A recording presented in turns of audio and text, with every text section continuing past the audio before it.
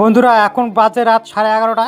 একটু বৃষ্টি হচ্ছে তাই কারেন্ট চলে গেল, এর মধ্যেই ঘুমাতে হচ্ছে, গরম লাগছে। সকাল হতে কি না হতে ভাস্তি কান্না করতে লাগে গেছে।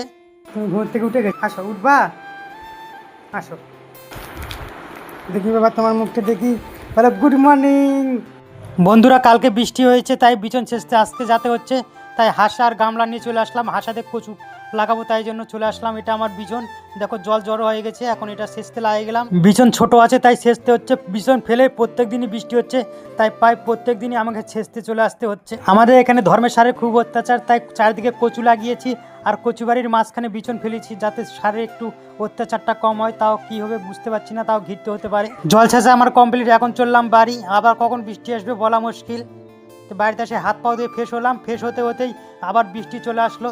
বলতে বলতে বৃষ্টি চলে এসে প্রচুর বৃষ্টি হলো। বন্ধুরা দেখতেই পাচ্ছ কেমন বৃষ্টি হচ্ছে, দেখো কত জল জড়ো হয়ে গেছে।